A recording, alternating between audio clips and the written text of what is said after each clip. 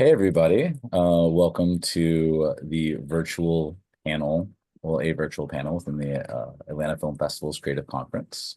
This is called Sustainable Savings for the Indie Filmmaker, and we're just dispelling some myths about sustainability, uh, working on kind of cost savings and like solutions that are just kind of tackling more of the mindset. And I'm gonna introduce some of the panelists. Ben Hall, he's first on my screen here. He is with Netflix Sustainability and also directs his own films that have progressively bigger and bigger budgets. I just want to give a second to introduce him real quick. Right, hi, I'm Ben Hall, and like Dave was saying, I've been working in sustainability for the last couple of years. And in addition, I'm actually directing feature films. I just directed my third one this past fall, and it's going to be premiering in September here in Atlanta.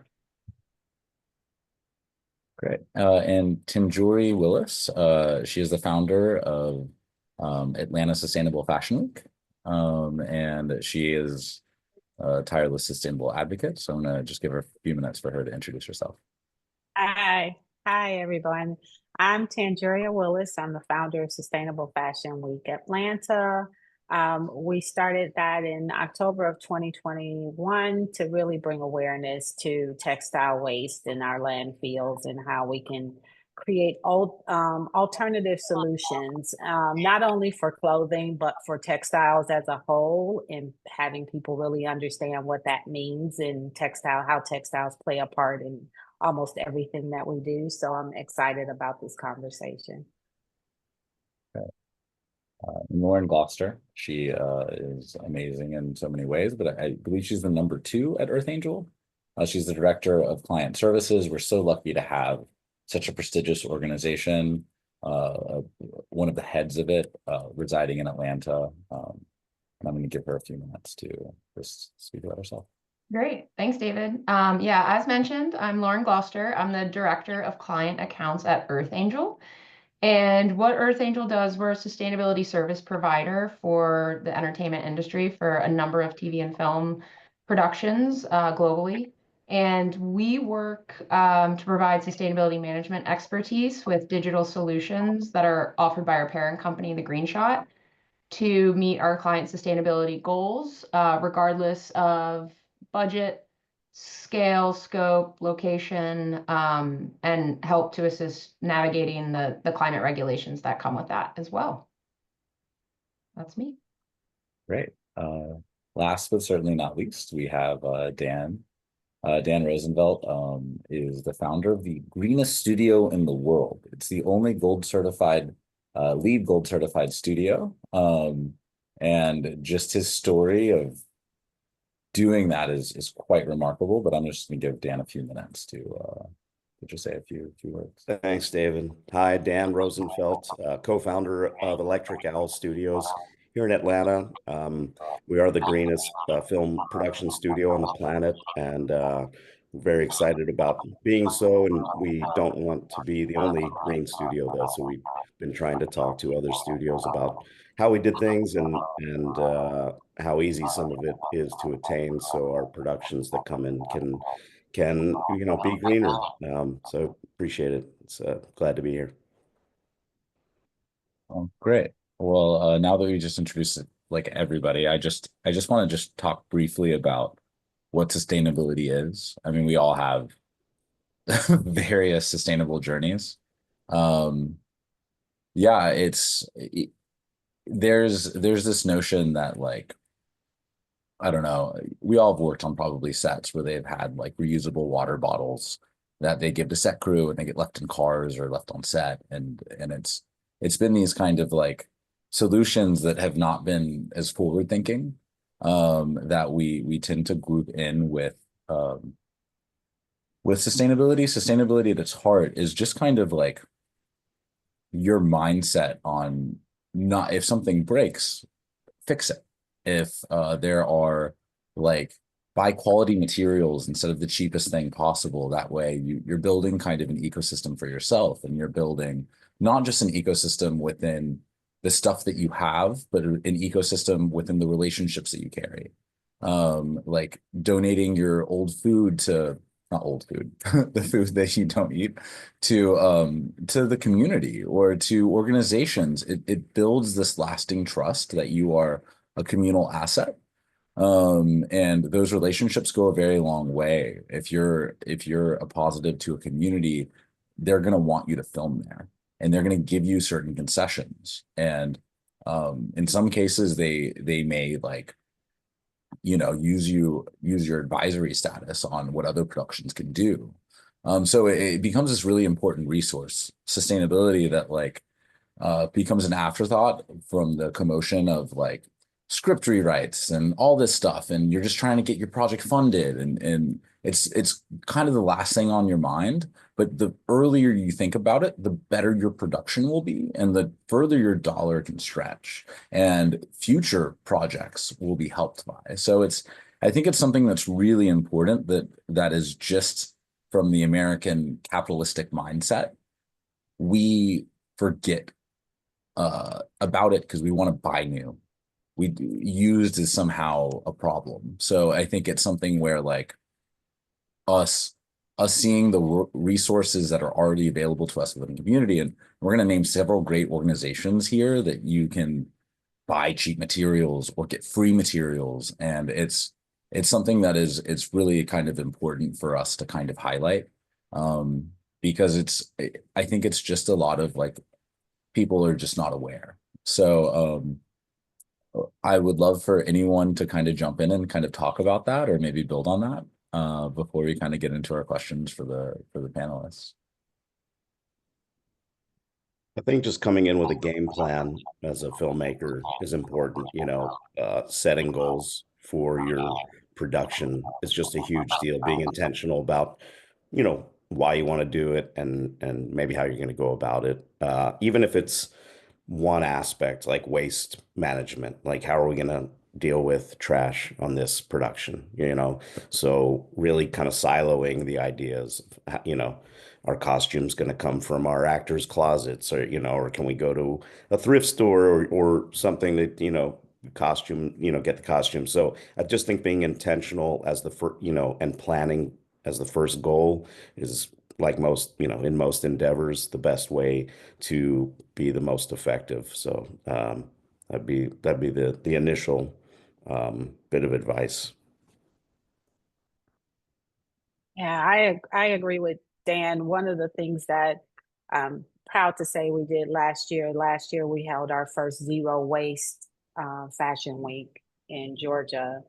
And then we also became B Corp certified, and it was really about the intention of making sure we knew what people were coming in. We held standards for our vendors, for everyone that participated, on what they could bring in, no plastics, no, and really having an intentional plan about how the things that we were using to service the consumers, as well as what our partners were using, and how we would supplement those things with something reusable or recyclable or biodegradable. And so understanding that up front allowed us to really to have a successful, diversion of waste of 90% for an event. So, and I think that's something that with a plan you can do easily. Yeah, and I'll say from our vantage with Earth Angel, things we'll talk to, particularly like repeat producers about, is really that decision of where to shoot is a critical sustainability choice right out of the gate, which is why we love Electric Owl so much. So choosing your location or locations where there is a clean grid, there is sustainability infrastructure available to some capacity. You're working with local crew to avoid the need to travel, folks. And yeah, just looking at ways to just really prioritize consolidating locations. And then working with crew, identifying crew that are sustainability minded. So you're not having to kind of fight that battle internally. You can be working collaboratively as a team from the beginning. And then circular thinking. You know, how are you procuring materials? How are you bringing them onto the production? And then what's happening to those after the fact? How can you keep them in the supply chain? So those are some really kind of initial critical points, regardless of budget and scale, that are really applicable to any production type to prioritize and be intentional about sustainability. I'll just add from kind of more of a power standpoint when it comes to like fuel emissions reductions. One thing that I've done on all three of my feature films is every time I've shot outside, I've never run a generator. Like I've never run lights. We are always just utilizing the sun. And if the sun's not there, we bring in the negative fill. So just think about these things like, you know, can you work this into the actual thematic world of your movie? You know, can you allow for where you're at to be something that you can just truly shoot naturally, you know, kind of like Terrence Malick shoots his movies, you know, just with bounce and with negative fill and just really utilizing what's already there, because cameras these days, generally speaking, are so much faster when it comes to the exposure than they were, you know, even 10, 20 years ago. So yeah, just once again, like everyone's saying, just really thinking it is a behavioral change. You know, your input is going to determine your output, both creatively and thematically, and obviously when it comes to just fuel emission, fuel reduction, and just waste reduction. Yeah, that's awesome. So you know, some of our viewers probably don't even know what sustainability is, or don't have a good grasp of it. So I think it's like really important that we're kind of having this conversation just in the first place. Let's see, I think we're about 20 minutes in, so I think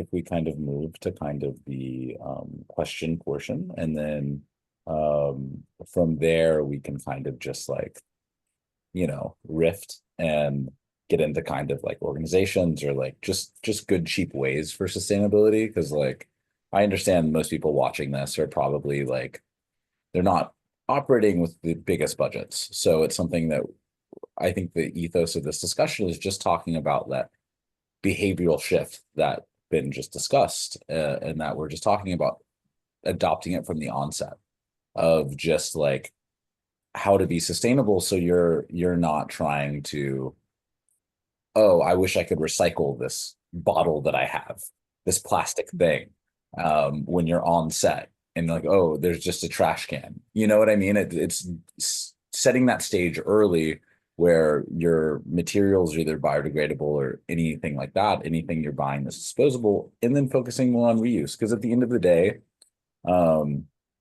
circularity is the most important thing, because it minimizes waste and you're reusing stuff that you could use on later films. And it's just building this ecosystem. And yeah, space is always an issue, but there's organizations like the Shed or other things that you could literally kind of have that same object that you used on your film, whatever it is, whether it could be wardrobe or whatever else, and it could go to another project that really needs it. So cool. If everyone's cool, I'm gonna just jump in. Based off of this this email, I have Dan first. So I'm gonna start with Dan's questions.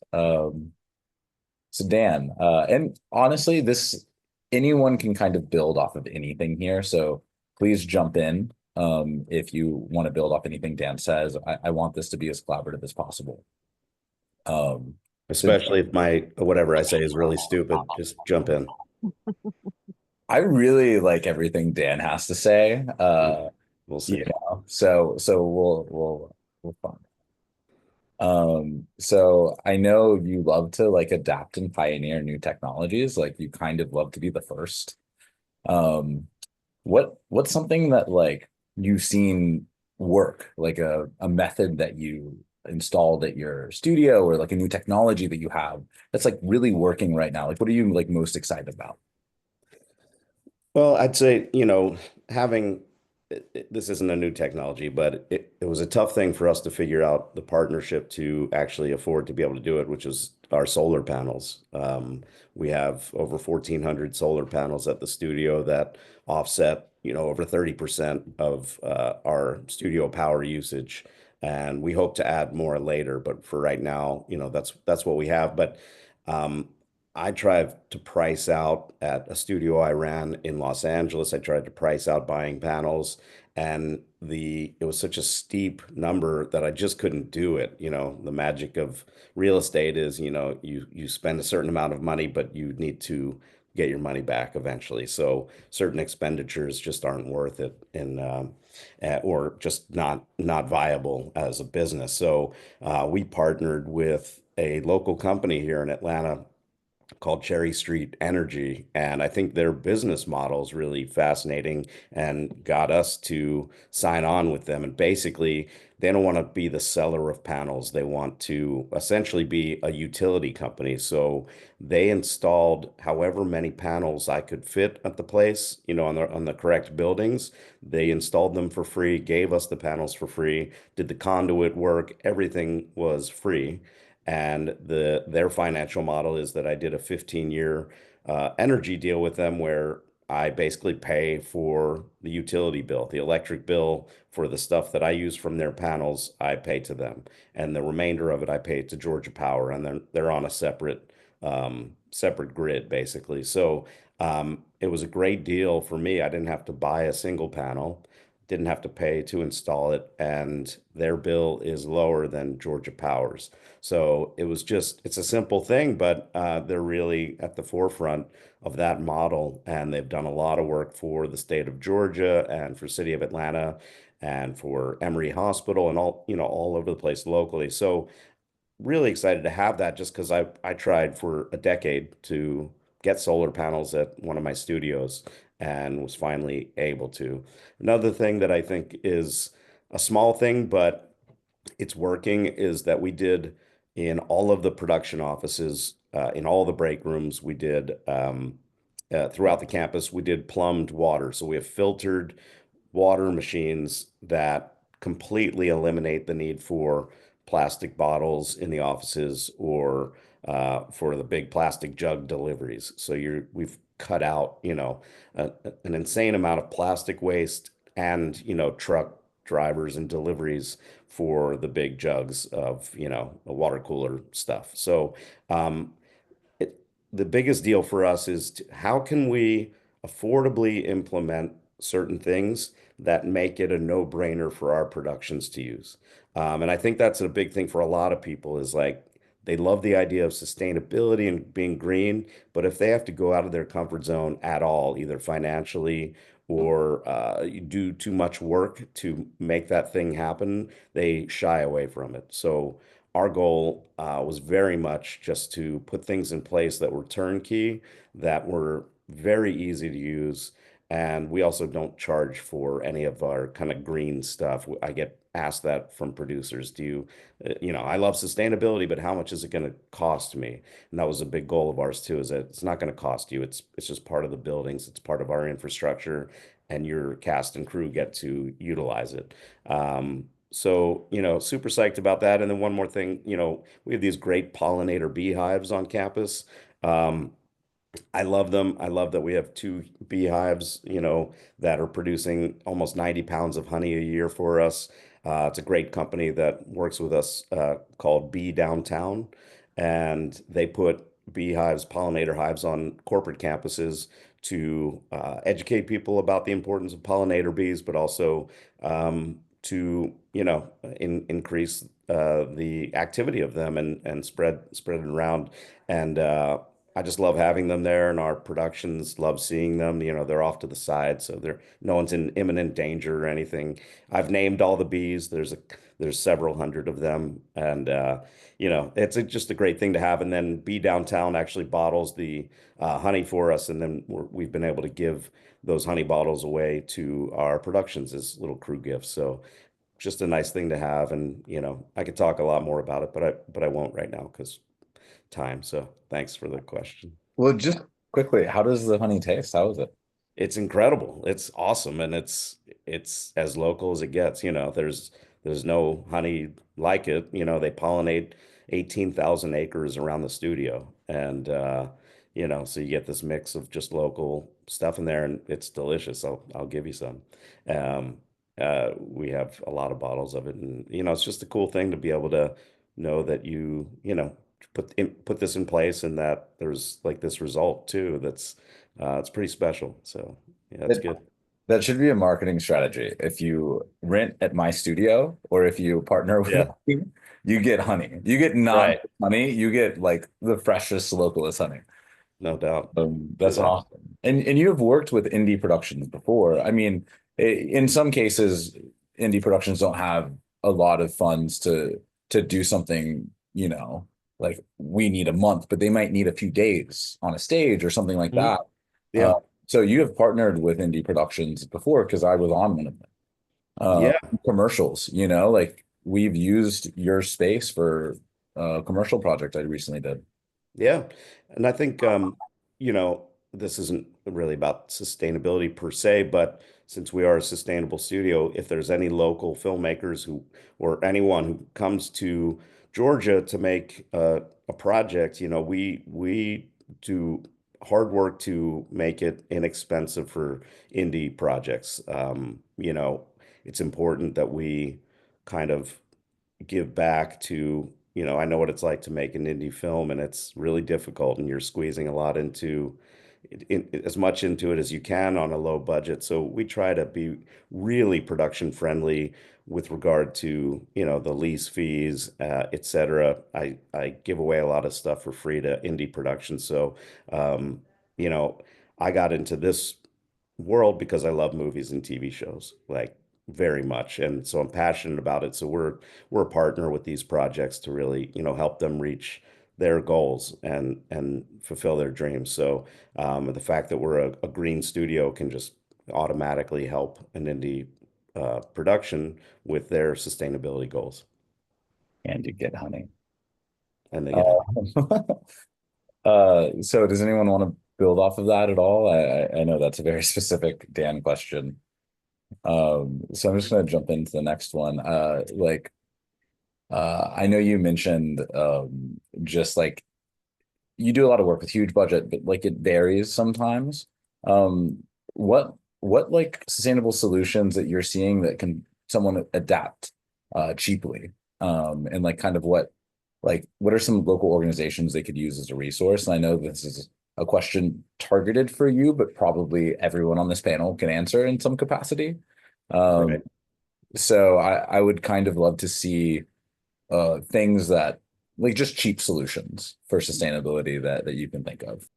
Yeah, well, I think let's start with like catering, having aluminum water bottles if you can't, if they don't have like plumbed water or, which people rarely do that have, filtered water, getting aluminum cans locally there's a company called Rain that I literally buy not only for our office, but I fill up the fridges for our incoming productions so uh, they can see what's local and like, hey, this is a cool thing to buy for here, and it's great water. It's cheap. It's not expensive, and aluminum's like infinitely recyclable. So things like that for crafty and catering, just kind of being intentional about the brands you buy. Obviously, often there are certain, you know, uh, kind of plates and silverware that might be a little bit more expensive, but I've actually started to find products that are on par with, the major brands have plastic in them. So like really just having goals on that front and buying the proper stuff is very doable for an indie production.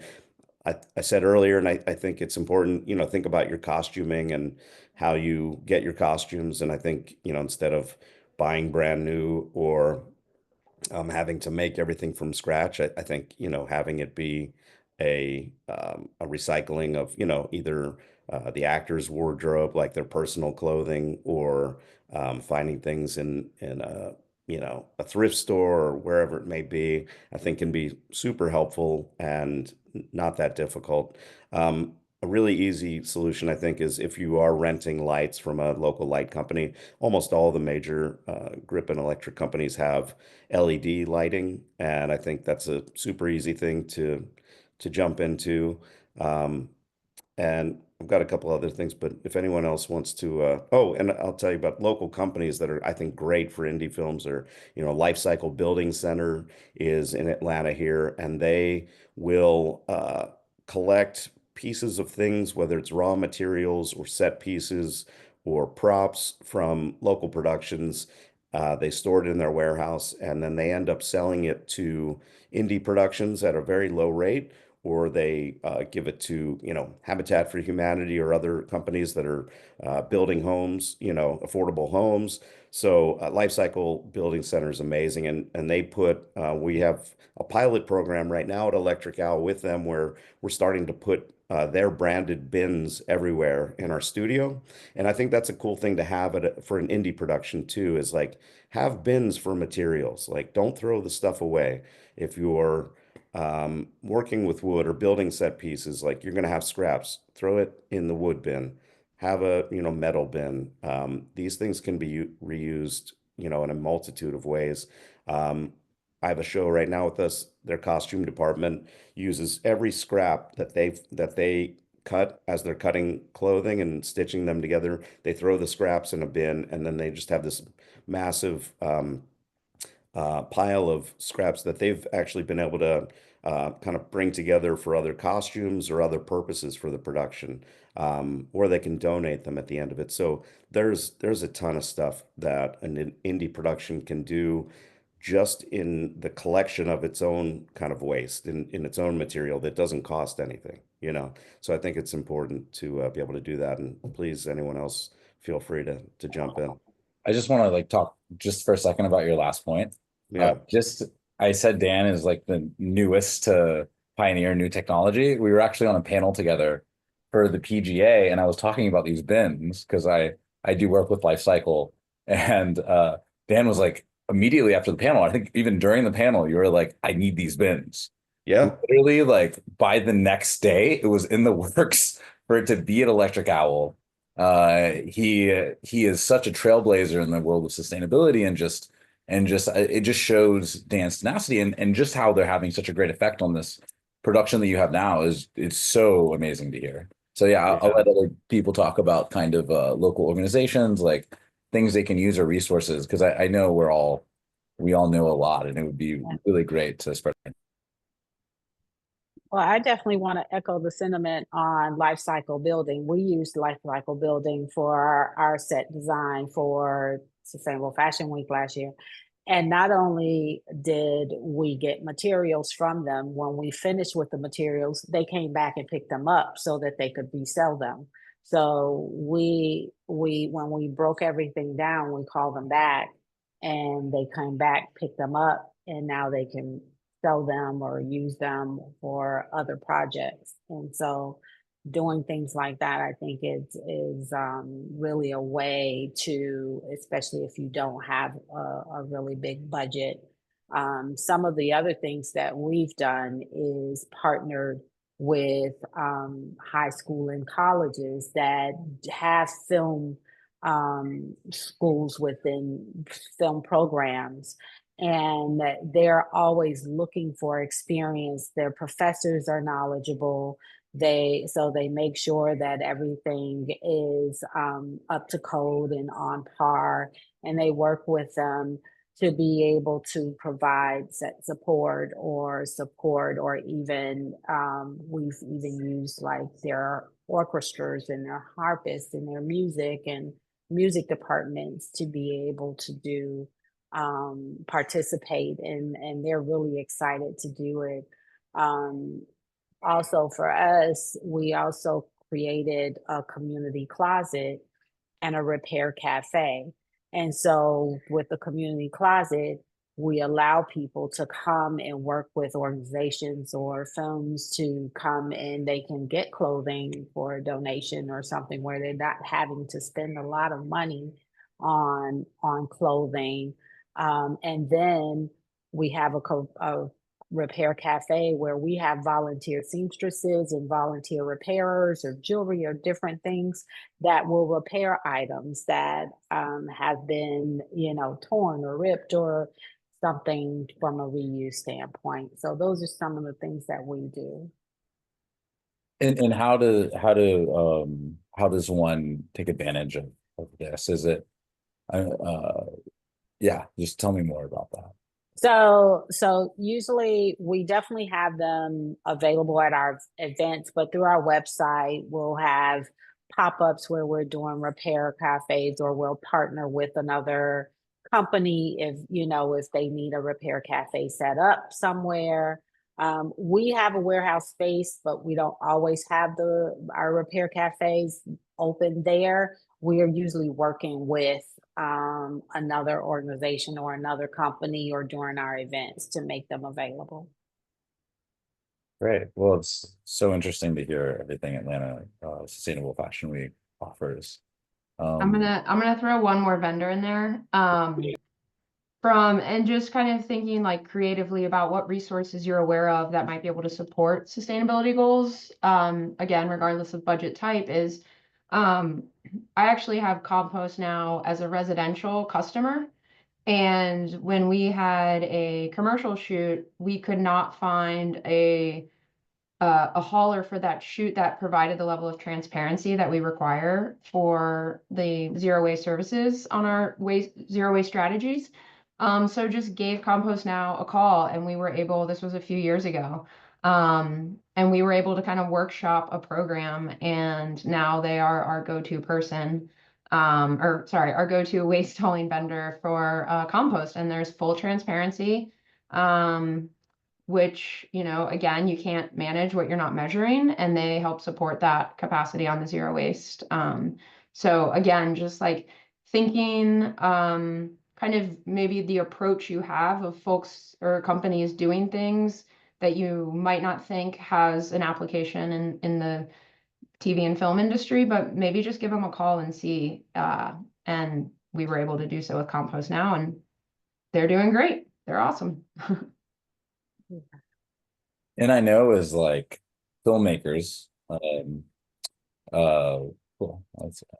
I know as filmmakers, we have a relationship with our vendors and rental companies and all this stuff, and it's just kind of further pushing them. Like I've done that with my waste vendor, where he now they provide Baxters, like trash Baxters, and now they provide recycling Baxters for us, because we want that on every set of ours.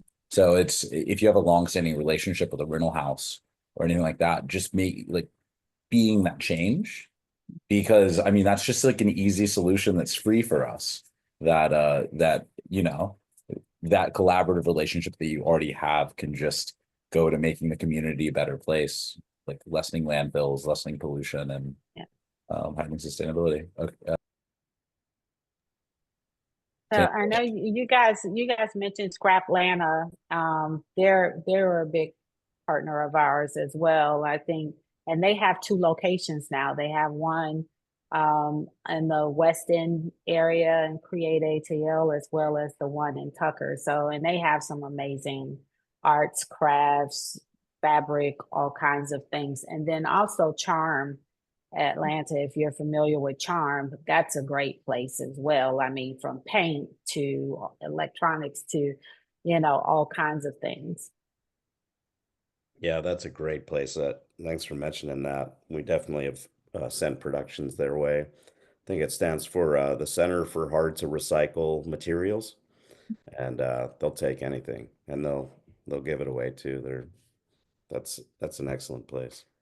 And rescuing leftover cuisine is a good place too. They will pick up all kinds of food from your production that's left over, and they will give it to those in need that day. And so this can be frozen food or stuff that has already been cooked and is just in a tray. They'll pick it up that day. So they're called rescuing leftover cuisine.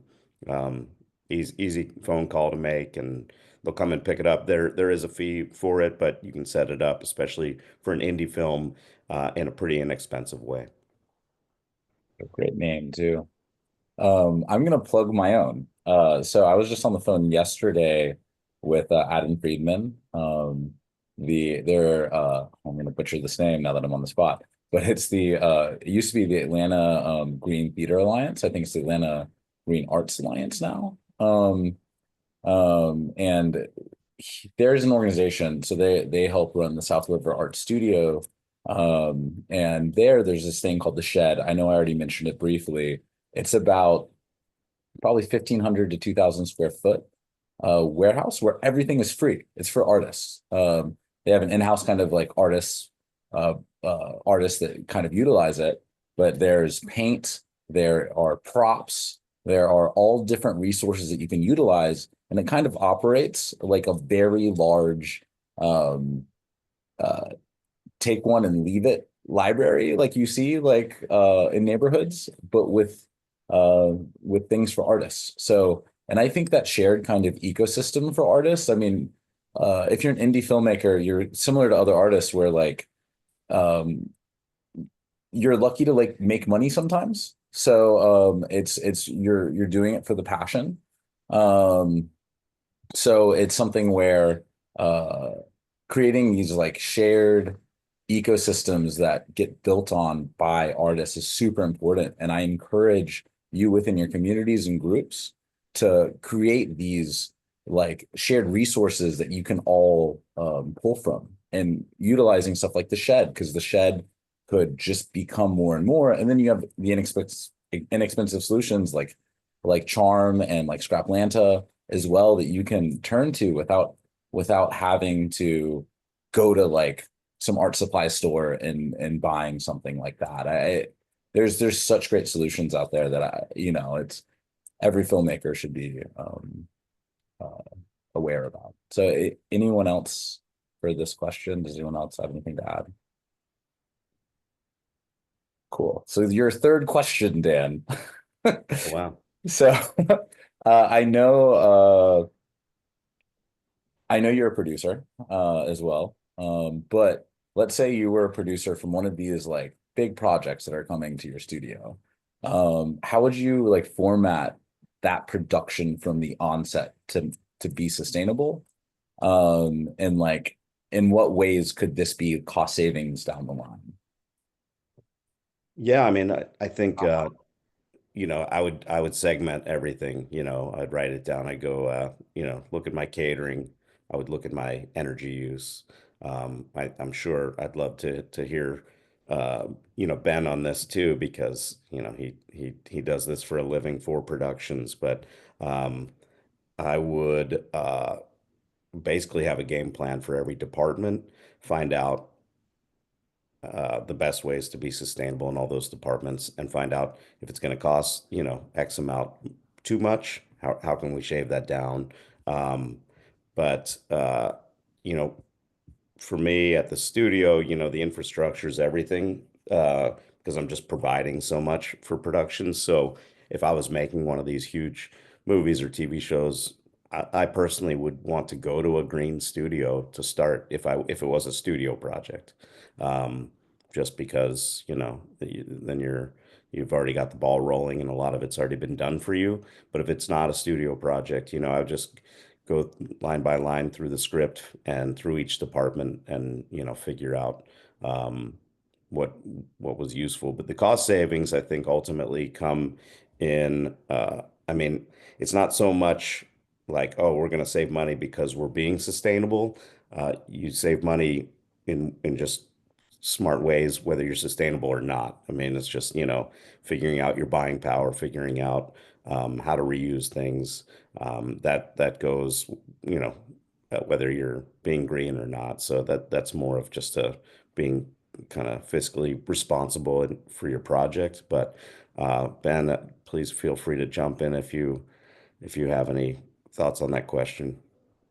Yeah, I mean, I think you're absolutely right. And I mean, when it comes to indie films, when I say indie films, I'm talking, less than $150,000, budgets, and obviously maybe more than that. But you're already kind of set up to not buy a lot of stuff and not be able to rent a lot of stuff. So you're already kind of already sustainable because you're just not getting all the perks that big budget studios get and all the waste that comes with that.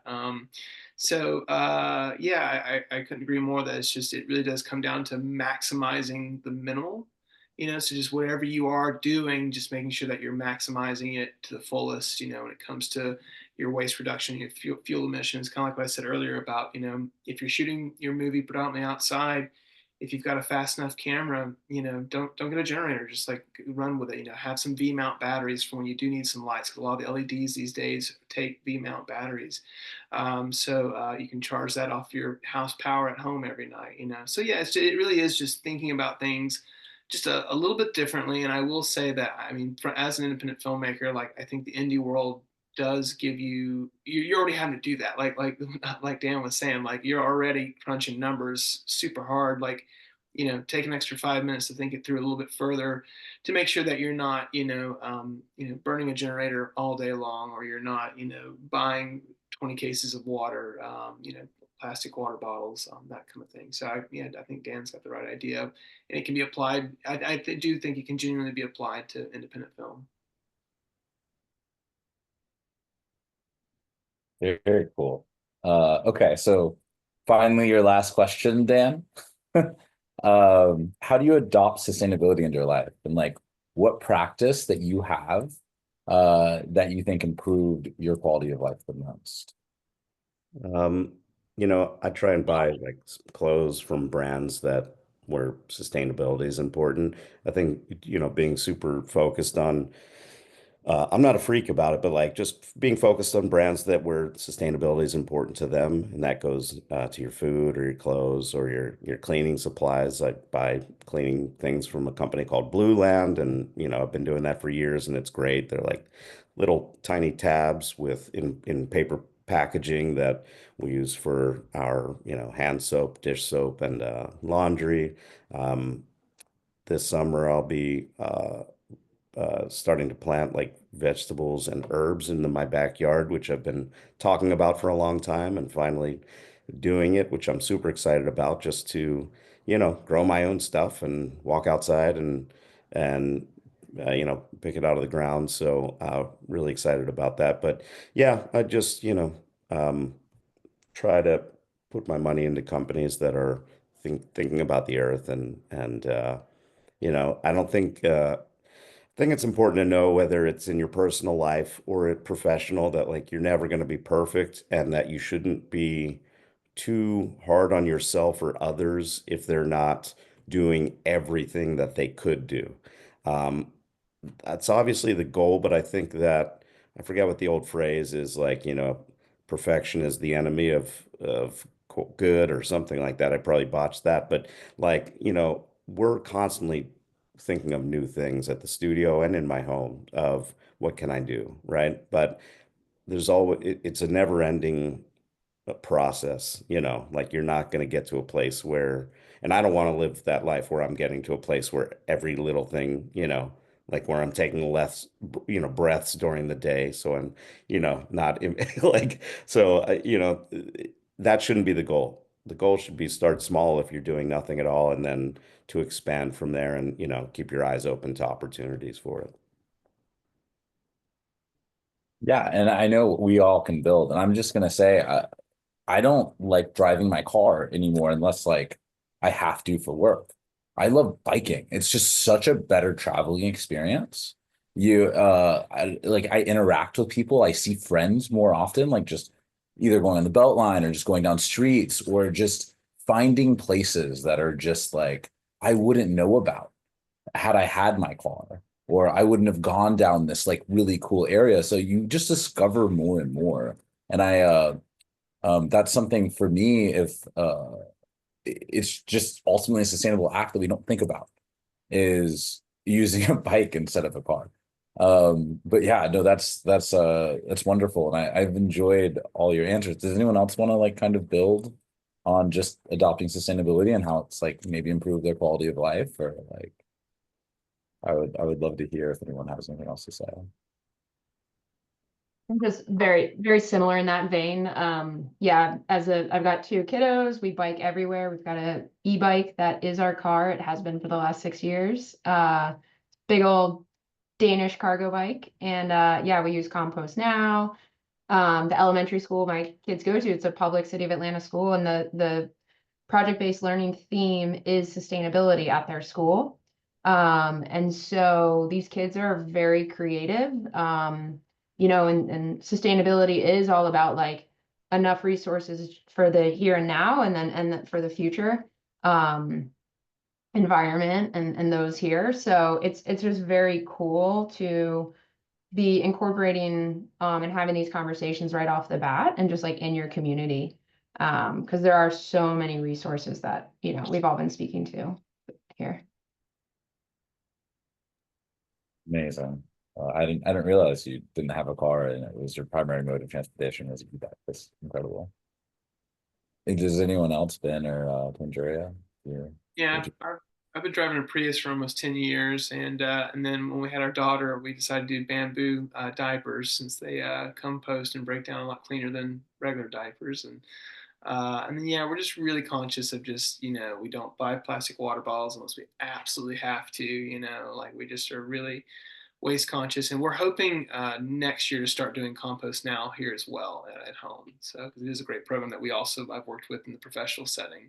So yeah, so like you said, just like where you can, when you can, you know, just thinking about these things. And one of the things we did recently that's been really successful is, and it's such a simple thing, but we started buying this particular brand of laundry detergent that's the same price as anything else. That just comes in a little aluminum tin and it's powder, you know, instead of the big plastic jugs, you know. So yeah, it's there's these little things you can do that are, you know, they're definitely going to cost more. I think one thing, you know, is I do think there's a bit of a myth that these things don't cost a little bit more. They usually do, but you know, once again, it's like if you're able to, why wouldn't you? You know, just to do what you can to just help this circular, like we were talking about, just like doing things circularly and just thinking about things that are going to recycle better or actually, you know, dispose of better, you know, so that way we're not leaving all this stuff for our kids and grandkids, you know, buried in the earth and up in the atmosphere. So, yeah. Yeah, and the things may cost more on the onset because you're not buying plastic, but like the materials could be better and you could reuse those in other ways. So, I mean, I think that's like the myth of like we have to buy the cheapest thing absolutely possible, and like you just scroll on Amazon for the highest rated whatever that is the cheapest. It's a myth because if you want to start adopting this mindset, it's adopting on circularity and reuse. So you're investing in something that's going to last a lot longer, and you're honestly probably saving money over time doing so. And there's other like resources like Barron's Bike Shop in my neighborhood totally transformed my neighborhood. I mean, it was back when this neighborhood wasn't the best place to live, and it gave the kids a hobby where they could work at a bike shop, and if they worked long enough at it, they get their own bike. And now people from all over Atlanta donate their bikes to Barron's Bike Shop, and you can get a really quality bike for little money, and all the proceeds go to this amazing organization. And so like it's not going to a bike shop and buying the newest bike there is, it's shopping around. Maybe that's a solution for you, but but there are other solutions where you could buy a very, very nice bike for a low cost and support a great organization, and it promotes circularity within it. Like both of my bikes were gifted to me by my dad, you know, like and they're amazing, and I would not trade them for the world. They're steel, they're not like the cheaper materials, but like they can survive anything. They survived multiple crashes. So Another thing that I do, but I've always done this even before I got into sustainability, which I think Kendra will appreciate, is that I wear my clothes until they have holes in them, you know. And then when I was a kid, my mom would patch up the holes, like she'd literally put patches, iron-on patches. So, but yes, I find what you're doing, Kendra, to be really cool. Just like, you know, I think textiles is a really interesting space to be in right now. Yeah. No, and I agree with you know, we do the same thing here, like household laundry detergents. We make sure that they're, you know, plant-based or, you know, something that's not, you know, I'm very much into the microplastics and, you know, and making sure we're eliminating those types of things. So really focusing on what we're buying instead of getting Ziploc bags, getting the reusable containers, you know, things that will last. And to your point, I guess I saw it rubbing off when my daughter, as proud mom, just placed third in the regional state science fair for her project on the biodegradability of fabrics. So so it's rubbing off, but I think just one step at a time. You know, we talk about the cost and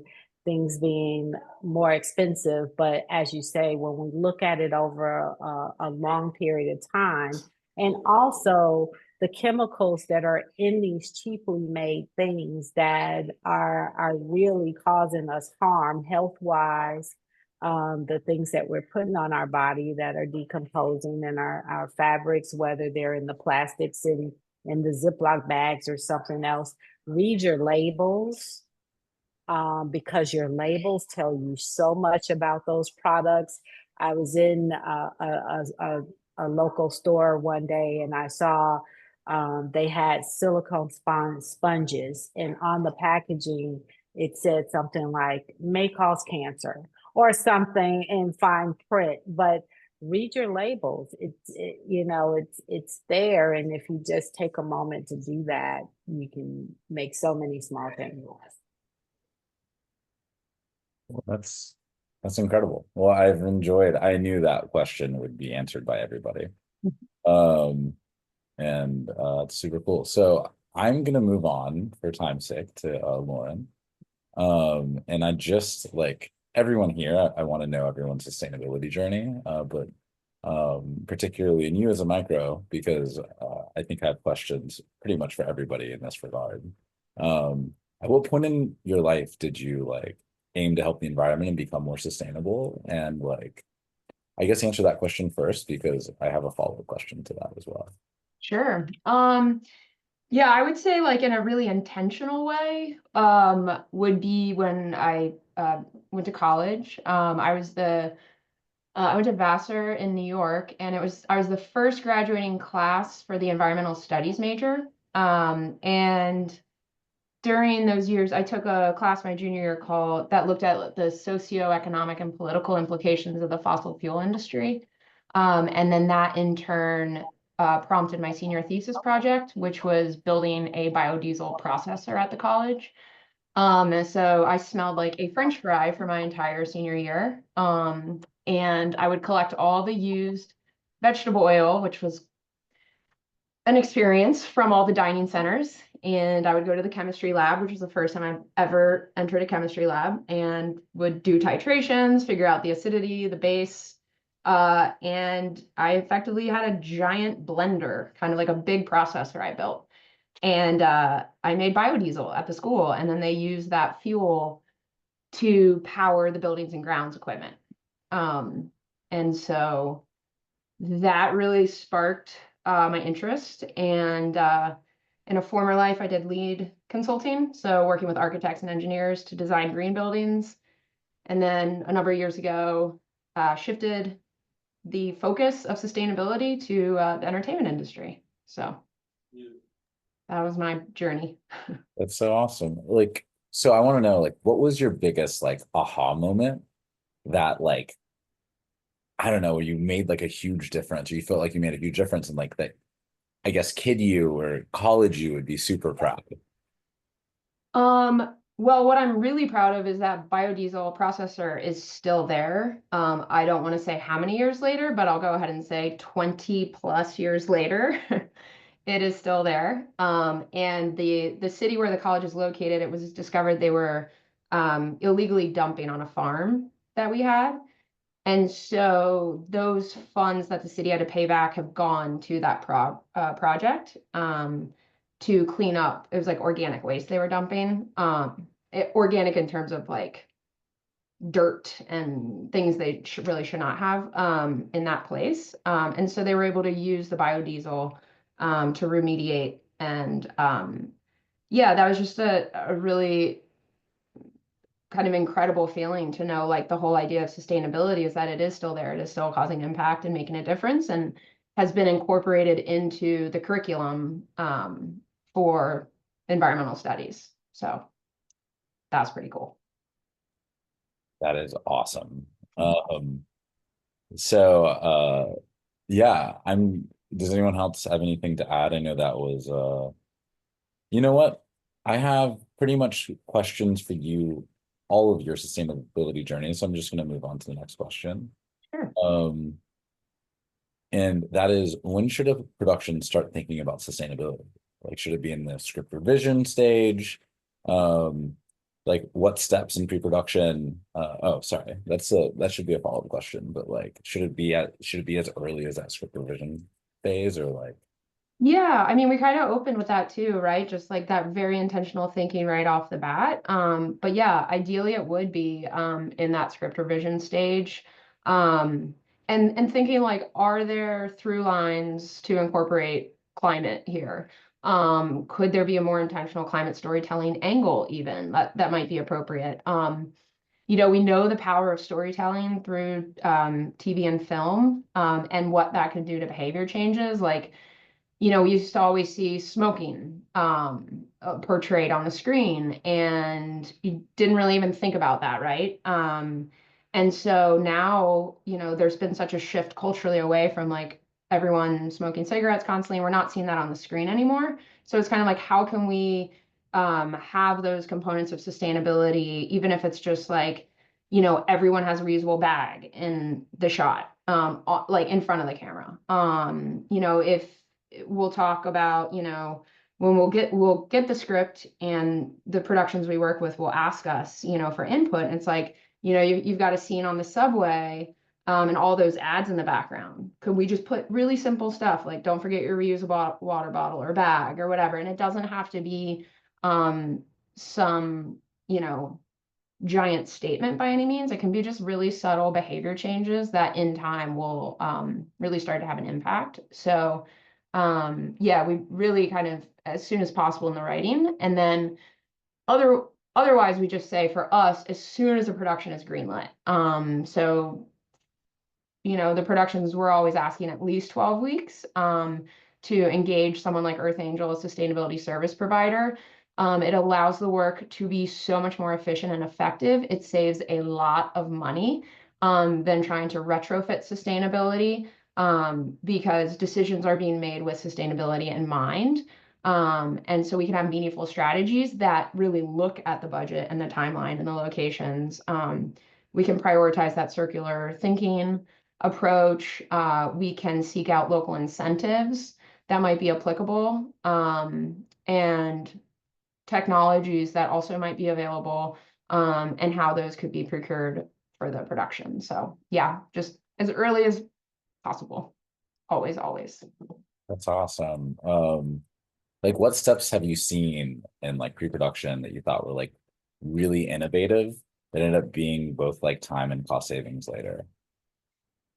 It was a significant budget on a production, but when we started having the very initial conversations, a particular studio wanted to explore fully decarbonizing the base camp, and so we were able to do that and work with. This was in LA, and work with a local vendor there called Greenlight Solar Trailers. They're actually affiliated with BI Production Works in Atlanta, who's amazing. We fully decarbonized base camp. It was amazing. It was all solar. And we just, published the final impact report there, and able, again, that transparency of being able to, we always go back, you can't manage what you don't measure. And having that like telemetric data coming to us so we can provide feedback in real time about what's working, what's not, and really give that value. And they saved an immense amount of money on fuel.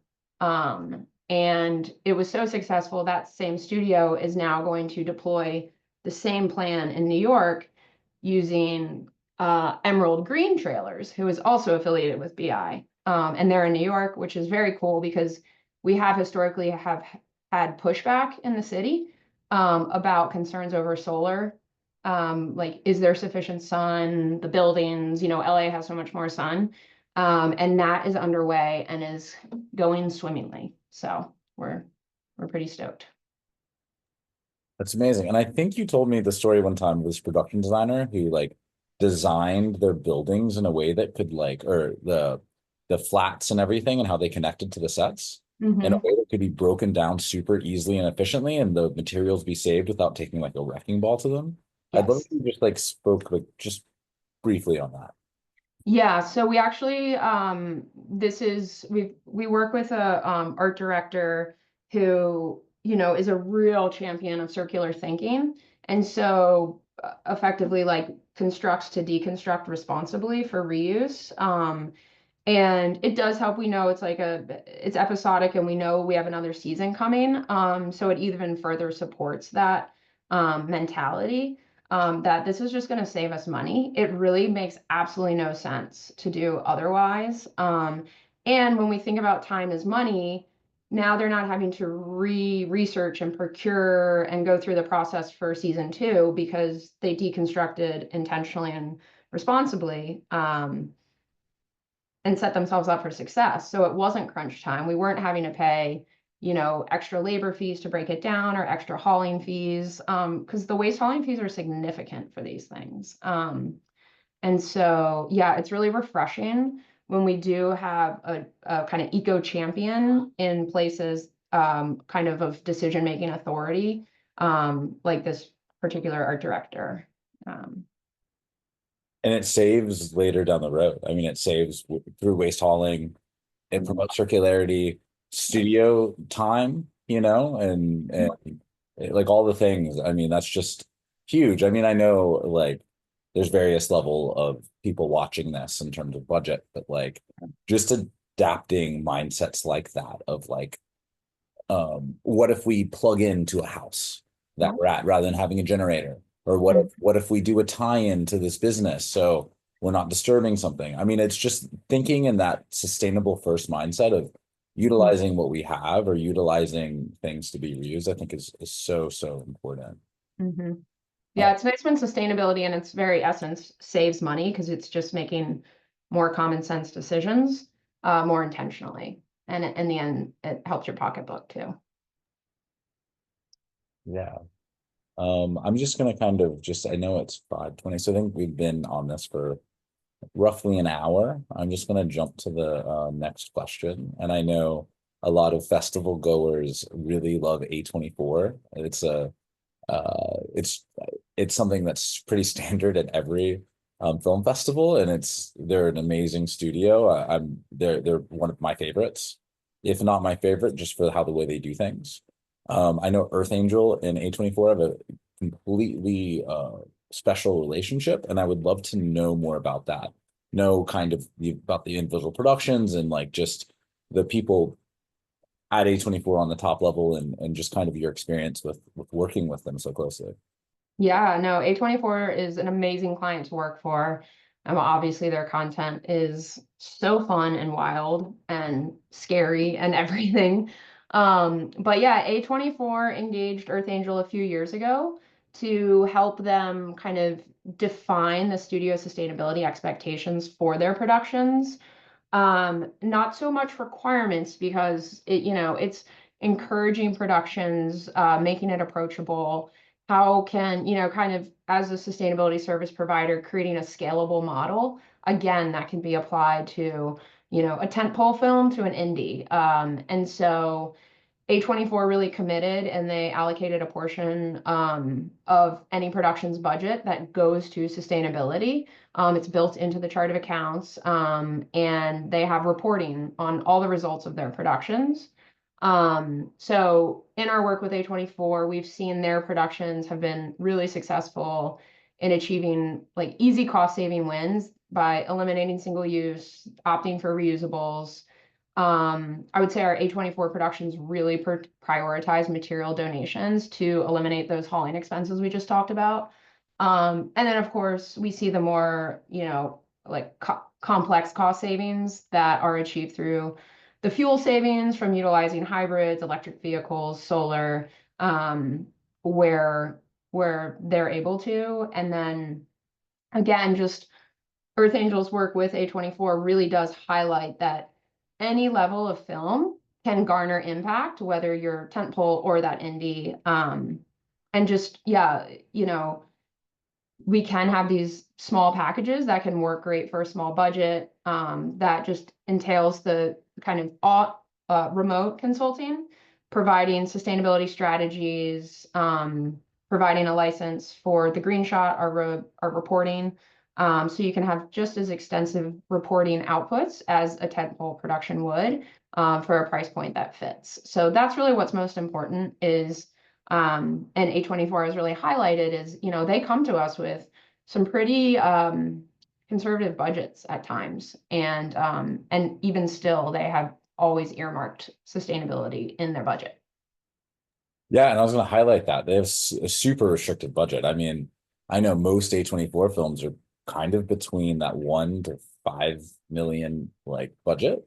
And that's like a tier 1. I know that seems like a lot of money to some of us, but in terms of the union world, that is kind of the lowest budget that you have. And the fact that they adopt sustainability at the forefront and they're seeing cost savings and just approaching, I think they were also the first to sign the SAG agreement.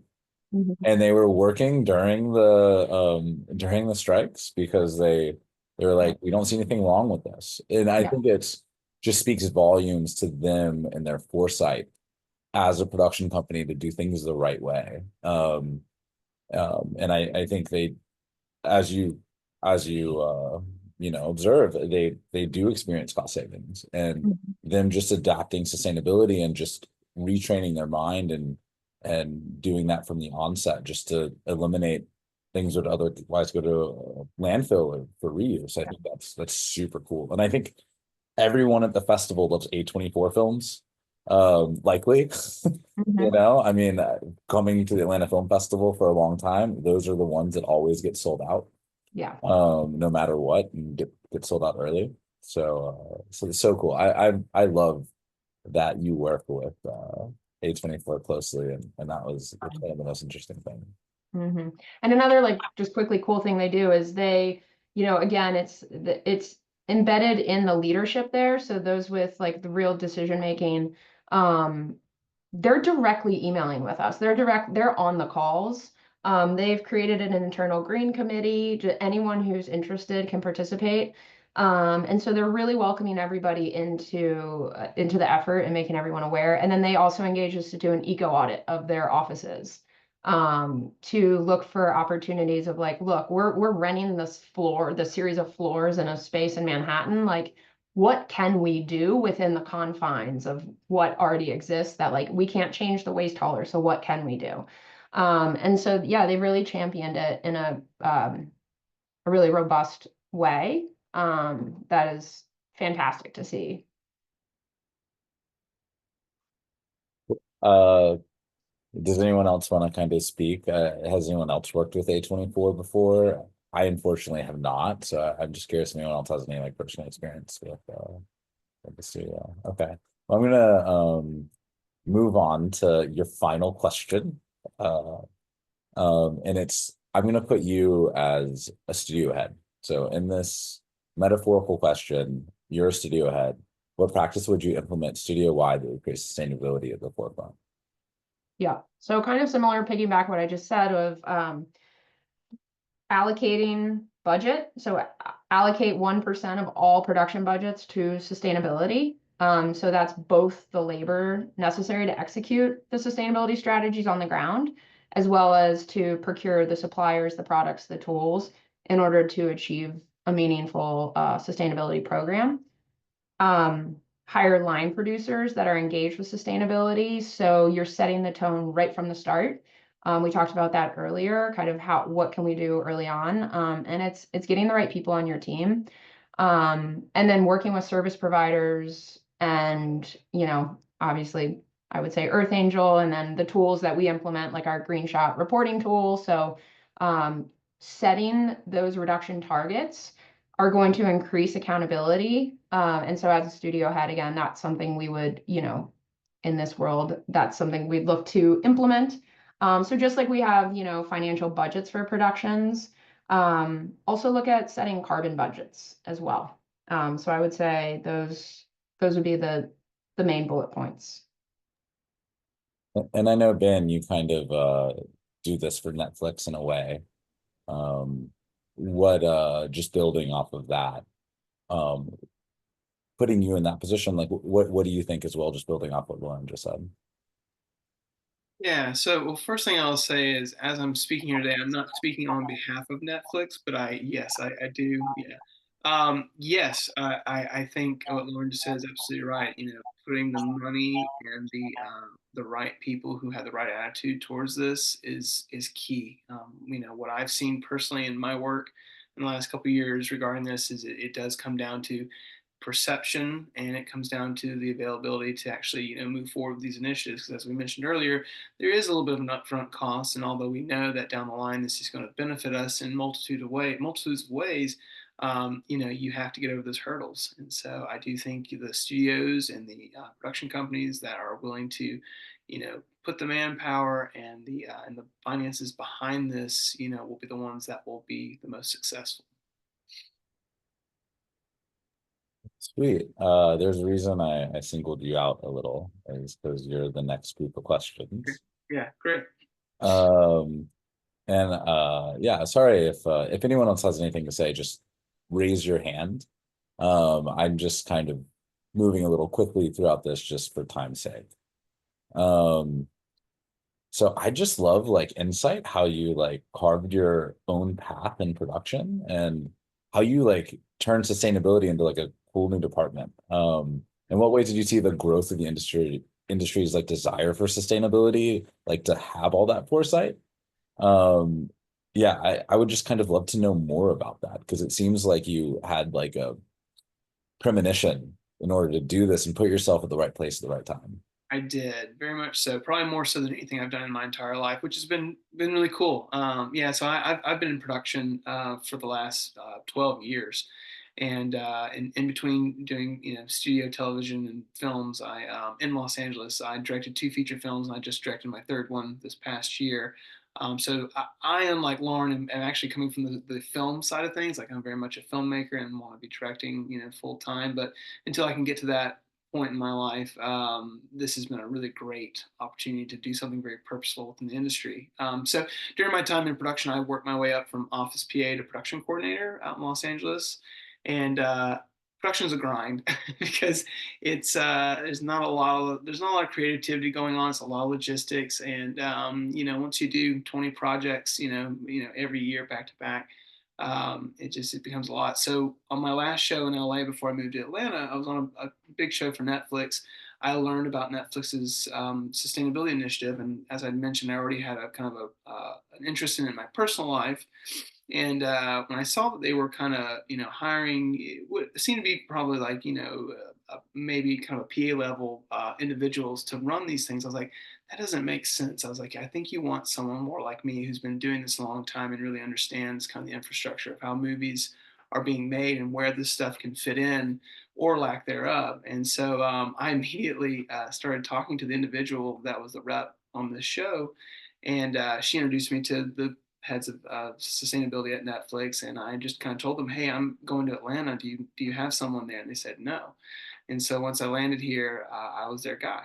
And so they brought me onto a pretty big show for the last 2 years. And long story short, I just started approaching it as I would as a production coordinator, just seeing like, what are the issues, where can we implement, and then how can we literally sustain it. So yeah, I definitely, this was nearly 3 years ago when I started pursuing this. The premonition that I saw was like, A, the world's going this way.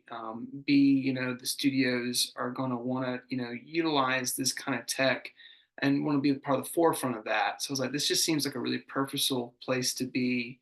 If I'm not directing a movie, I want to be doing this kind of stuff. So yeah, so I did, like you said, I saw it and I saw my skill set being appropriate for it, and here I am. So. And it's so cool. You kind of created this own department through this and had more foresight than the studio did. Because of course they're gonna go, yeah, we'll just throw a PA on it to see like whatever. That's their solution to everything at first because it's the cheapest. But that's so awesome. And just to build off that a tad, I know you talked about it briefly earlier, but just tell me a little bit about like your life and your relationship with sustainability to like have that insight to become the trailblazer you did. I mean, when did that start like clicking for you? So I was talking about this the other day with someone. In 2004, a movie came out called The Day After Tomorrow. very silly disaster picture, but it's about global warming, you know, but a very silly depiction of such. So even back then when I was in high school and saw that film, that was kind of the first time that you know, a film kind of brought to my attention, oh, climate change is a thing. And so from high school on through college, it was definitely always in the back of my mind, but it was never a priority for me. I was like everybody else, just, you know, kind of do what I want when I want, you know. And then once I graduated and moved to Los Angeles, I do think being in LA and seeing people slowly kind of changing how they're doing things there it brought it back to my attention and kind of pushed me to want to study and look into things a little bit more and just, you know, just I just want to be responsible for what I'm doing, you know, in my personal life. Like I don't want to be someone who's just, you know, the typical, you know, picture of American, just, you know, consumerism. You know, I didn't want to be that. So yeah, so it was a very slow rollout. Like I said, about 10 years ago, I bought my Prius. It was the first car that like as an adult bought. And I was like, hey, I know this will be you know, fuel saver, you know, and so once again, obviously costs, you know, saver for me. It's like, this just makes sense. Let me go for this. And then, you know, as the years went on, I just slowly kept picking up these little things of like, hey, maybe I shouldn't be buying all these Ziploc bags. I can buy a reusable, you know, bag, you know, like maybe I shouldn't, you know, be using, you know, this particular product because it's like I can do something that's a little bit more, you know, like instead of a plastic bottle, it's a glass bottle, you know, just these kind of elements of just changing this stuff. And then obviously, you know, over the past decade, you know, in the news, you know, climate change has become a bigger factor and it's really in our faces. So I saw this need that, you know, globally we need to take in all sectors and in all you know, personal lives. And so yeah, when I saw it kind of popping up on set, I was like, wait a minute, this could be something really, it's really purposeful. You know, you can get lost in it, but not like you can in production where it's just constant grind. Like this is just something that, you know, you are ultimately bettering the future, or at least the potential for bettering the future. And like, it's not just like the future, it's the current. I mean, Yeah, I know one of your main goals is lowering, this goes on my like next question a bit, but is lowering carbon emissions. You're lessening the pollution for things that are around you. I mean, the right. fact that this is not becoming more standard and incentivized by state and local governments Yeah. and productions itself, um, it's kind of mind-boggling because you're improving the space for which you're filming. So, like, and just kind of going into this and rifting off that is, uh, like through your research and all this stuff into um, lessening carbon emissions. What are like some cool creative technologies that like are expanding rapidly, that one can adapt to either like set or base camp to reduce like generator usage or vehicle idling? Um, is there something that Yeah, so all the technologies I'm about to talk about, generally speaking, aren't too available to indie filmmakers right now. I mean, unless you do, if you have that tier one budget you were talking about, the A24 rock and roll with, like, yeah, it's very plausible in those budgets. But anything under, you know, anything under 150,000, 200,000, it might be more difficult. But battery tech is expanding this. Lauren referenced the Solar Ring, that BI and Emerald Green, and what was the Limelight? Is that their company in LA? Right? Did. That's green light. Greenlight, sorry, yeah. So all three of those, same parent company of BI, which they build their trailers here. They you know, they're manufacturing here. That kind of battery tech and utilizing the solar has been very impressive. It's been really exciting. And then, you know, the second next best thing is just utilizing hybrid generators and also just hybridizing generators with batteries. That's been a huge push, and that's actually right now, at least in my experience so far, crews are the most welcoming to that concept because it's a 20-year-old concept. I mean, Priuses have been around for 20 years. So the idea of having a battery paired with, you know, some kind of combustion engine, everybody understands that. Like they get that concept. So that's been pretty effective implementation. However, you know, we still want to keep pushing more and more towards, you know, true grid battery power tech. One of the other things that I know is really making waves in other countries. It's not here in the United States yet. It's actually hydrogen power. So that has been a really big push elsewhere, and I think in time it will come here. But hydrogen power, as it's done nowadays, it generally speaking, the only emission is clean drinkable water, which is pretty cool. And I mean, that's not there are other little specifics to it. It's not, there's never going to be a free lunch, right? Like there'll always be some form of emission. There'll always be some kind of cost to these things. And when I say cost, I don't mean financial, but just like some kind of everything is being consumed, right? So it's like you're never going to get out completely scotch-free, but this is probably about as close as we get. So those are things I'm seeing and really enjoying being a part of, and I think these things are going to expand, and once again, they all have their caveats and they all have their case-by-case situations. So like in the instance of indie filmmaker, I could see like a little, 5K battery being a really great option instead of a generator, because once again, if you're running around with just a couple LED lights, you can play ball with that all day long and then just plug it in at your home or wherever you're going that night to recharge it and put it back on the truck the next day. But once again, as we've been talking about, it takes you have to think about it. You have to make sure that every night you have 2 or 3 guys that can pick that up and put it in your house to plug up, and the next morning put it back on the truck. So it's just these little nuances that are really important when you push in this direction. But what's great about batteries is you, by and large, can have a battery in play 10 feet from camera, whereas a generator is going to have to be 50 yards to 100 yards away. So it's less cabling, and it's just the noise pollution is probably been the element that I've found the crews are most appreciative of. Is they like, oh wow, that thing's silent. And so yeah, it's it's completely quiet. So you find these little tactile things about these devices that make it worth people's while. Yeah, that's awesome. And just building on that, like what would you imagine there would be a cost savings? Like let's say you had like a 20-day shoot and you had an indie production. It was pretty low budget. I mean, budgets that you're directing with, that or you direct with so far throughout your journey. Could that be a solution that they have, and would they have cost savings with gas?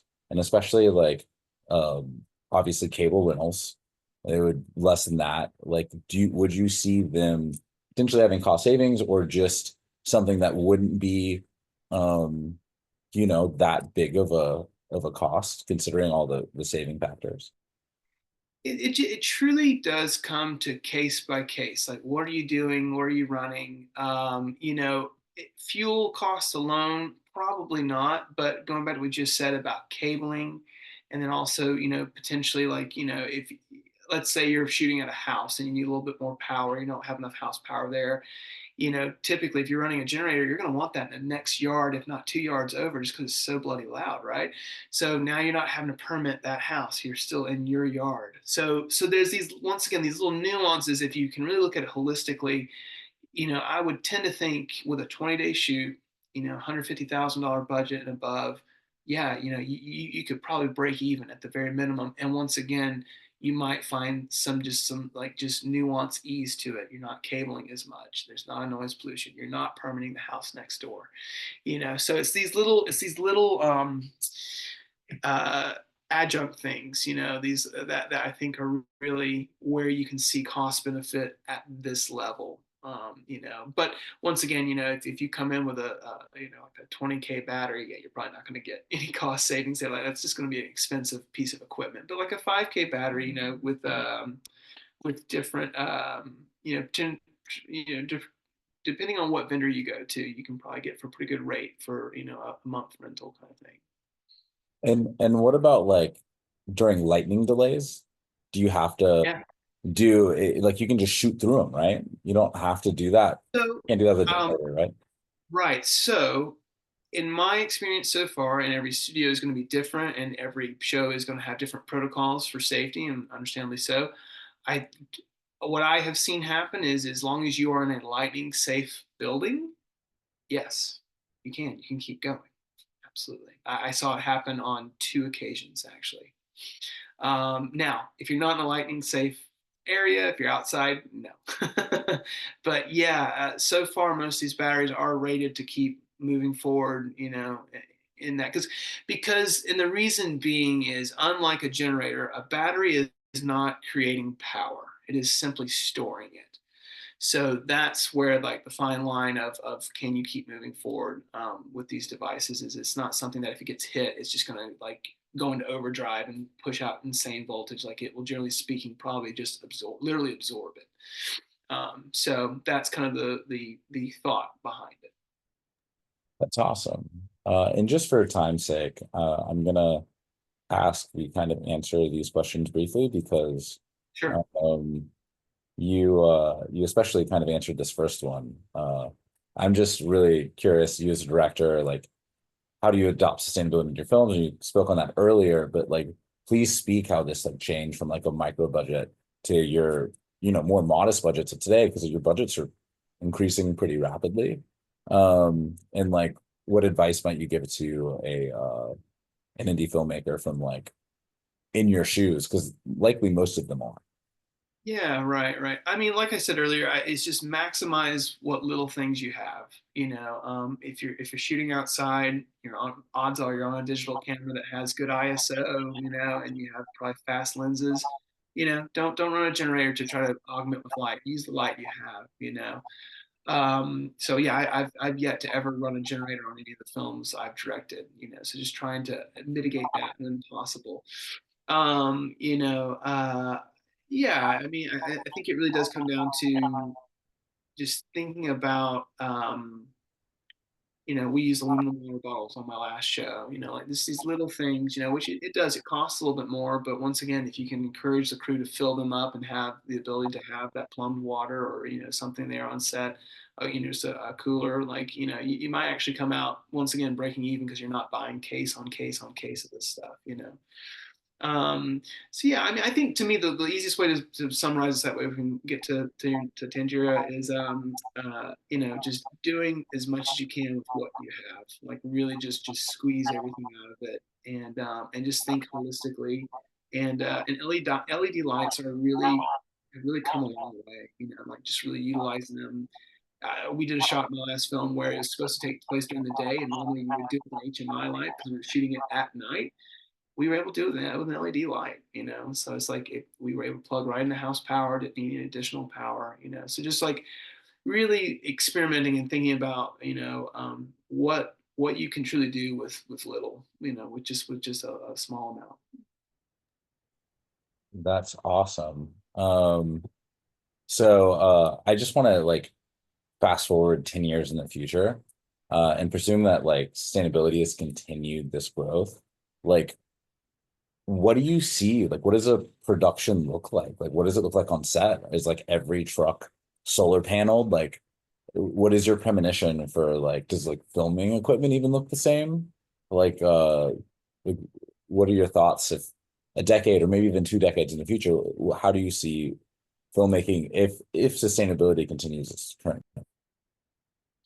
Yeah, I do think every truck with a trailer will have a solar panel on it because that's already very much happening as we speak. So I do think that. I don't know that everything will be completely electric, but there are 5-ton electric trucks in the works right now, and there's a couple here in the States that are in play. So potentially, if hydrogen power really takes off, I do foresee a lot of hydrogen vehicles actually. And I think generally speaking, I mean, LEDs will definitely rule the world. And I think in time there will be an LED that will match an HMI light. And I think once that happens, that will really, once again, we can truly run around with battery power a lot more effectively. So yeah, I see a mix of solar, battery, and if, like I said, if hydrogen takes off, I think that will be gangbusters. That will really be, in 20 years time, I can actually see it all being replaced by hydrogen. That'd be my guess. And does anyone want to take a sentence or two of like what their thoughts are, what the future looks like with sustainability in mind? I Or definitely think what a dream future might look like. I think camera rigs in general, cameras will be, continue to become smaller. I think they're able to pack a lot of technology into a smaller package now, as we can see with, iPhones being used to shoot projects. I think the use of drones in film and TV will increase, to be able to get certain shots now with a drone compared to back in the day with these, giant condors and, giant pieces of equipment, that could only get this big sprawling wide shot from the sky. Now you have a drone operator who's sending the small machine up into the air. I can see that becoming more prevalent and potentially even more prevalent for normal kind of tracking shots and just having a drone come down a hallway and, things like that, which, just ultimately makes the entire filming process more low key, just easier, less equipment. And I certainly think that the volumes, the LED virtual production screens will be used more in the future when this is the technology, that the Mandalorian used, where they do all the post-production, they do all the world building and VFX at the front, and then they're able to project those onto these wraparound LED screens, put set pieces in front of those, and have the actors in front of those screens. I think that I have a feeling that will become more prevalent once the technology gets a little faster and less expensive. Because right now it's still kind of a huge endeavor to set those volumes up. But I do think with kind of weather patterns being what they are right now, that I feel like a lot more production will kind of end up indoors than before. And I also think from the standpoint of not wanting to travel through a region, a city with so many trucks and so many people, I feel like it's going to become more contained. It's just a guess, but you have a generation of people who are, like watching things on their phones and on smaller screens. And I feel like the production over time will have to acclimate to not needing to be so expansive, or at least not be needing to be so expansive in an analog way, meaning, you know, you're not going to have to go out to the pyramids to go and shoot a scene in front of the pyramids. So I do see a lot of that kind of you know contracting and becoming smaller. And we're also seeing like this huge rise. I mean, there's billions and billions and billions being made in China right now from vertical content. And it's just how we're at a screen so much on our phone that most of the content we're consuming is based off of usually on our phones now. So you have these and it's coming to Atlanta. I mean, I know I've talked to locations that we've rented and stuff like that, and they'll rent out like a mansion for like 2 or 3 days and produce like a feature length film within that time through vertical means, and then they do it very cheaply in every regard. And like they might do like a 1 year contract with an actor for like 150 grand. I just think it's really kind of amazing just how it's already transforming. But yeah, Dan, I saw you raise your hand. Just do you want to build on that? Oh, did you not mean to raise your hand? Oh, Did I? I didn't mean to. Oh, okay. No worries. Does anyone else, before we move on to our amazing panelist, Tanjuria, does anyone else have anything they want to build? It's just a super unique question. I was really curious on all of your takes. So, um, rad. Okay. So certainly, not least, but last in this, just because it's just how my questions were formatted here, and I didn't want to trip myself up. We have Tanjuria Willis with Atlanta Sustainable Fashion Week, or Sustainable Fashion Week Atlanta. And it's so cool to have such a unique voice here. That is someone who's operates like an outsider, but like does so much for the sustainability world here. And I would just love to kind of know more about your sustainability journey, like what first interested you, and like kind of as a kid, like were you creative with like your wardrobe, or like did you design clothes with creative materials, or like did you have dolls that you manufactured clothes with? Like I just would love to hear kind of more about your journey and just what started you on this path. So my journey was not as intentional, I think, as some others. I did always love fashion. I was, did the whole voted best dress in high school kind of thing, friends and I always, you know, really focused on, what our dolls were wearing, what we were wearing. But for me, my journey didn't start till later on. My degree in all actuality is electrical engineering. And so for quite some time, I served as a plant systems engineer for a nuclear facility. Go figure, right? Makes sense. It tracks. But I think my journey started really there indirectly because, if you know anything about things like nuclear facilities, they are not located in the best neighborhoods or near the best neighborhoods, usually near an underserved community. And so, driving out of that every day indirectly affected me as I was seeing these neighborhoods and seeing these things. And so, I always had questions about why that was. But in that same vein, I was seeing also landfills, who was also, very huge and very near underserved communities. And so I think that's how indirectly my journey started. As it progressed, I started, it really kicked off along the same time as fast fashion started to really get really prevalent. And I was never a fan because I always thought the clothes were so cheaply made and the quality wasn't there. Didn't really look into why until I had my daughter. And then, when my daughter was about 2, she used to have avid nosebleeds and wake up in like pools of blood, just like, and we went and we had the allergy testing and all of the things, and nothing was there. It's just the basic stuff, and humidifiers. And so I just started eliminating things. At the same time, so this story is not very happy.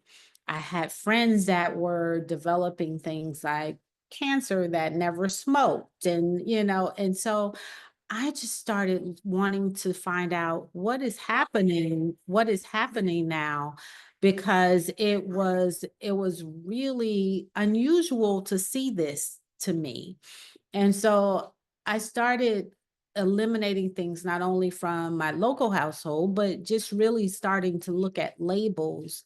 And when I started to think about it from the engineering perspective, looking at how our skin is the largest organ on our body, and how when I looked at these labels of clothes and what was used to produce them, and seeing that this chemical causes cancer, or this chemical can cause this, I started to see the effects of that, and I got angry. I wanted to, because I felt like fashion and textiles are made to be so superficial. It's just pretty, so we don't market it and we don't talk about it from that standpoint. And I wanted to create a way to be able to educate people, and they still be stylish and they still do all of the things. And so that's my journey. That's how I got here. That's amazing. I mean, also heartbreaking, but amazing you found that connection and you strove your hardest to make a difference. And especially you seeing these underserved communities being like benefactors of just, oh, this is where the poor people live, let's put this facility here, or what have you. It happens way too often, especially in America. No, that's really rad. Just kind of moving on, just for time's sake. No. We don't have much stuff. Let's Well, I go. love that said we could go a little over 90 minutes. We're 10 minutes over right now, but I don't want to like go too over for viewers' sake and our own sake. But yeah, no, I do, and I do want some closing thoughts, and especially like, to be able to connect with everyone. So I'm gonna get through these last few questions. without trying to provide my input, which can sometimes be meandering and take a while. um, but I'd love to hear more about your thoughts of the fashion industry and like how it's like its impact on our environment. Like, can you tell me more about like the waste and pollution it causes and how that inspires you? Like, and was that your biggest catalyst for starting Atlanta Sustainable Fashion Week? Yeah, it really was, because fashion is one of the worst perpetrators. We're the second largest pollutant to the landfills and textiles and fashion. Where, years ago we used to focus on the 2 seasons. Now there's a new fashion trend every week. So there's usually, so now there's so many more clothes by the billions that are being thrown away annually because of our overuse and overproduction. And so the reason why I wanted to create Sustainable Fashion Week was to really bring education and awareness in a way that was receivable, that people could understand it, that I felt like it was being talked about at a 30,000-foot view, and I wanted to bring it down to a level where people could see the direct effects of how it affects them and what they could do differently in an incremental way, that it didn't have to be all or nothing. But that there were ways that you could make small changes to what you were doing. And also to introduce the fact that we've been doing this forever. Our mothers' mothers, we just gave it a name of sustainability when we decided we wanted to monetize it. But, we've been doing reuse and resell and hand-me-downs from our big brothers and big sisters and things like that. We've been doing it all of our lives in most cases. And so I wanted to really reintroduce that to people and a sense of creativity, because to me, sustainability is all about creativity. Being able to make a shirt into a skirt or a tie into a bag, that's creativity, that's art. And so being able to introduce it that way is what I wanted to do. That's amazing. Yeah, very cool.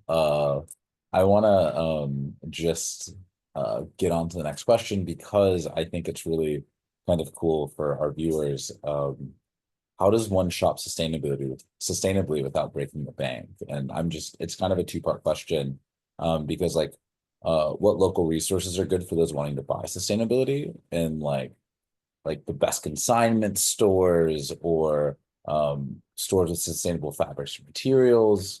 And like personally, like I'm a big fan of Change.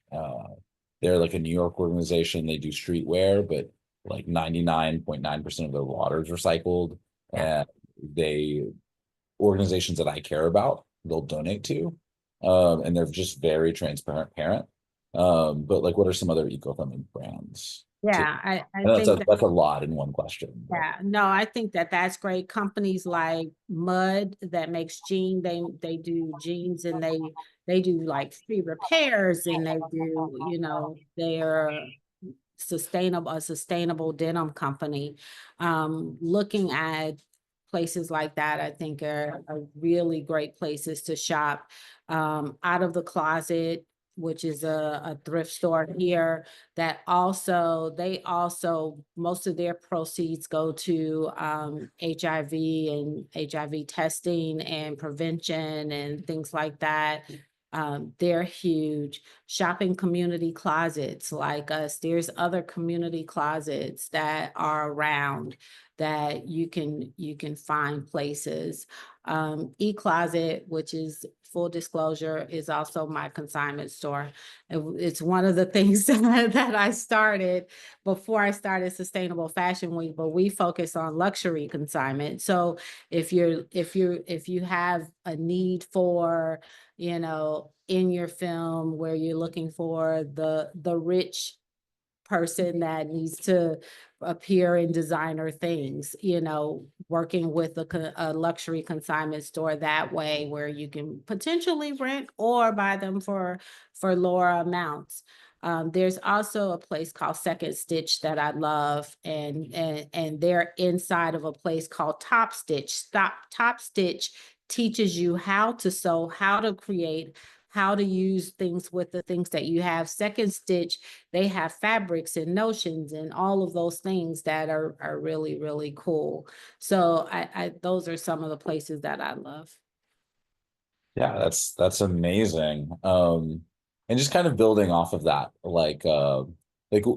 what are like just good cheap options? Because I know like Ragorama back in the day used to Yeah. be very cheap. Now, like I go in there and it's like, am I really even saving? What are like some just really like are a lot of those stores just kind of in that like lower threshold of just you're feeling like you're really cost saving? I think now because, thrifting and consignment has become really popular, it's kind of like organic was back in the day, right? When, it's like now it's very popular. So some of the stores are you're seeing that in their retail prices going up, places like Junkman's Daughter, Interchange. A lot of things that I'm seeing also are swaps. I think those are very good ideas, even for working with between film companies. If you're an indie film, working with another indie film and doing swaps on wardrobe swaps and things like that, where you're not really paying for anything, you're swapping things out. I think that's a really cool idea. And there's a lot of, you can find those all over the place. Estate sales, I love. It's a little bit more planning, but you can find great things there. So those are the kind of channels I think you go outside of just doing the retail shopping piece. Yeah, that's amazing. And just building off that question, like we have an issue of like, oh, we'll need a very specific type of clothing. Like let's say like a white tank top or something like that. Like typically we go like plug in the closest Target or whatever and buy it. And what's a way that we can prevent doing that? Uh like is it just searching consignment store Yeah. or are there ways that we can be sustainable while doing so? Online resources or a quick pop in like uh, that's pretty centrally located to the city that like is likely going to have something very specific that Yeah. And I think that's when you're developing relationships. You're developing relationships with certain stores and they kind of get a feel for what the things are you need. Sometimes you can shop a Goodwill because they have some new items, like you can purchase new socks at a Goodwill in packages or new shirts. They have some new things. And so places like that where you can get them for cheaper than you would a store like a Target or something that's newer, I think those are also good options as well. yeah, that is awesome. So building off the last question, and this kind of goes into my last question for everybody, um, which I will ask it like individually after this, is I'd love to hear more about Atlanta Sustainable Fashion Week.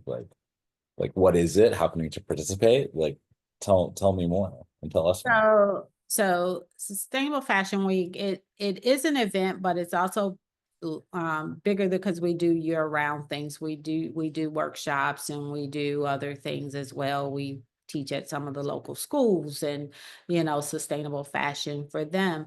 But it is an event that really encompasses really everything around the sustainable beauty and lifestyle ecosystem. So from hair to beauty products and cosmetics to laundry detergent to sustainable and handmade clothing and handbags.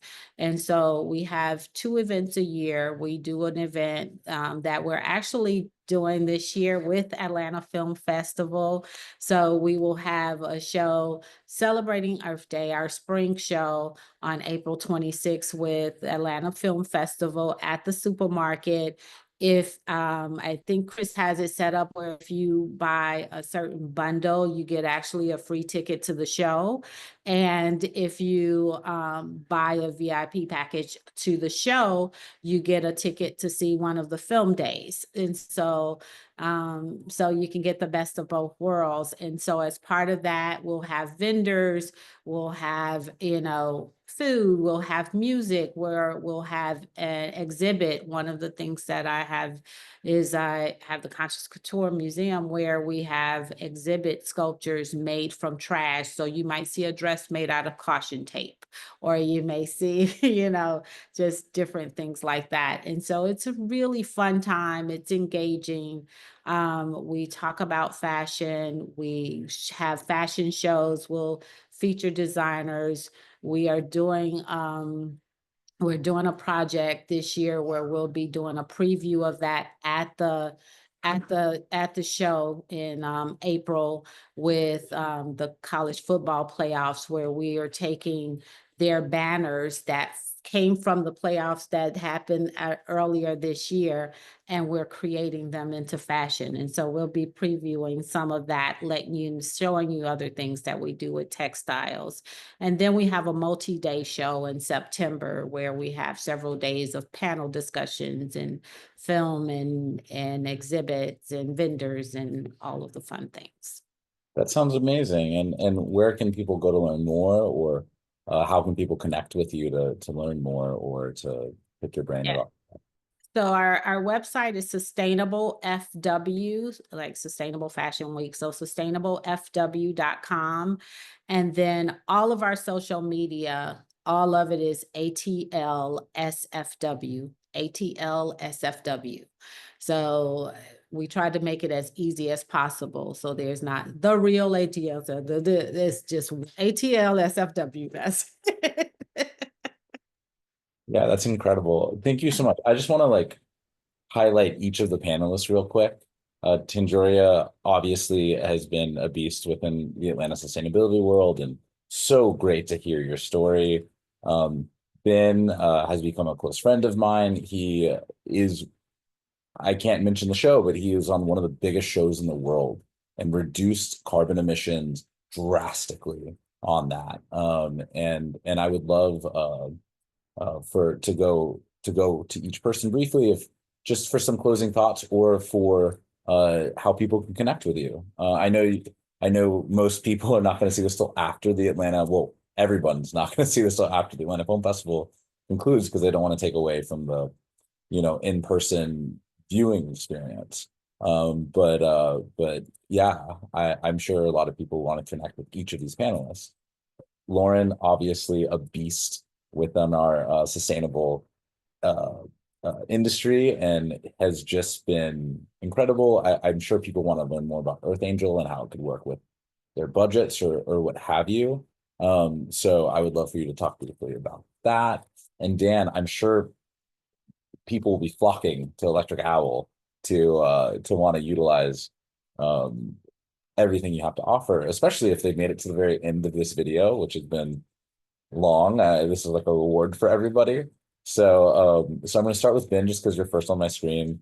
Go to Lauren and Dan, just for some closing thoughts, how people can connect with you potentially, if you so wish it. No pressure.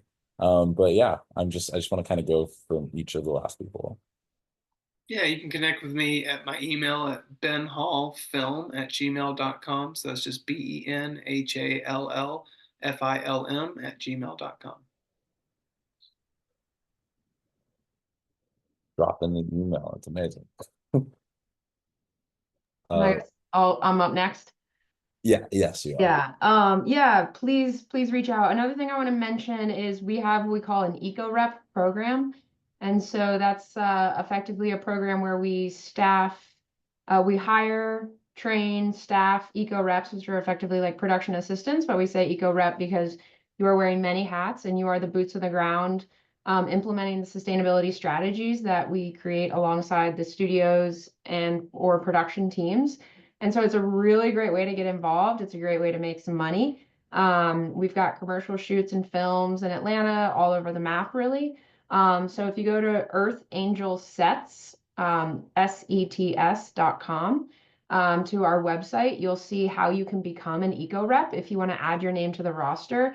And then when we've got something going on in Atlanta, our staffing manager will be in touch to see if you'd like to, really get that training and that experience that you can then bring to your own productions and be that champion. And you can also email me at lauren@earthangelsets.com. Popcorn Dan. Nice. For Electric Owl Studios, go to electricowlstudios.com. That's our website. All my info is there.